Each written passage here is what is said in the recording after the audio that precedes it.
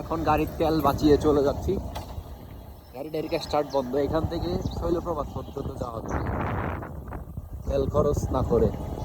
আপনারা এই রোডে আসলে সব সময় মাথায় রাখবেন, মানে কি স্টার্ট বন্ধ করে দিবেন, তারপর আস্তে ধীরে নামবেন, বুঝছেন? এটা একটা সিক্রেট শিখাই দিলাম মিলনছড়ির পরে এসে। একদম আপনার না বাসলেও 40-50 টাকার তেল বেঁচে যাবে না, আর বেশিও বাঁচতে পারে। আমরা একদম একটা কাটে দেখাবো আপনাদের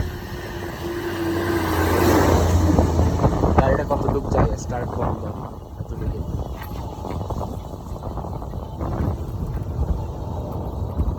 ও গাড়ি আসতেছে দিক থেকে।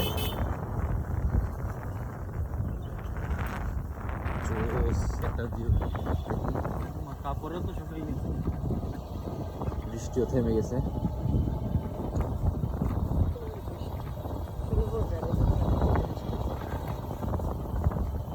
ওইদিকে বৃষ্টি পড়তেছে আর আবার এইদিকে কোনো নাই।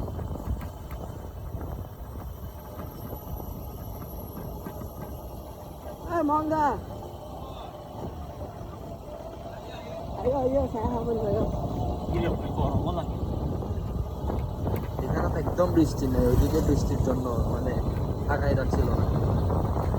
এখনো কিন্তু আমাদের গাড়ি স্টার্ট বন্ধ হয়নি। এরকম এই বন্ধ না তো? না সরি, স্টার্ট মানে কি দেওয়াই হয় না, এটা বলতে চাচ্ছি আপনাদের।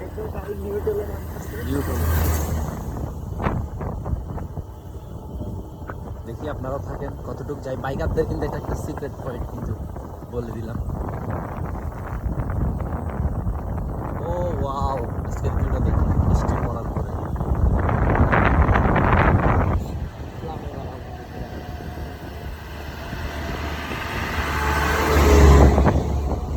আর এরকম একটু পর পর এরকম গাড়ি চলে আসবে, হঠাৎ দেখে শুনে যাবেন। আমার এই জায়গাটা বেস্ট লাগে, এই জায়গায় আসলে বৃষ্টি পড়ার পরে, মানে এই এরিয়াটা।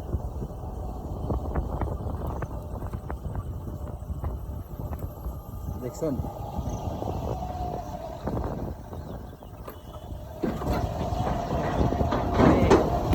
ব্রিজের মধ্যে টাইট মারবা না, চাকা ওগুলো কিন্তু চাকাতে স্লিপ খাই। আমাদের গাড়ির এখানে এখন স্টার্ট দেওয়া হয় না, কিন্তু 3 মিনিট রোলিং হয়ে যাচ্ছে।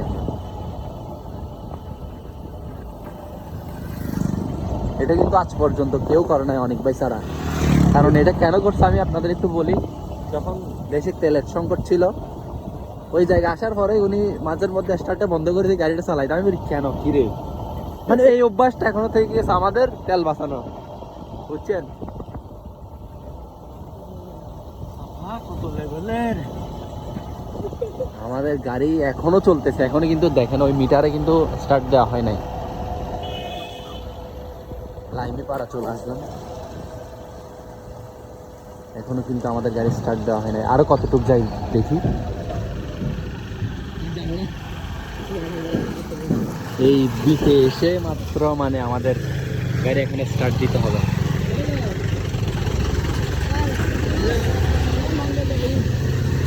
মানে এখানে এসে স্টার্ট দিতে হয়েছে। তো ভিডিওটা কেমন লাগছে আপনাদের জানাইয়েন। এখানে শেষ করতেছি।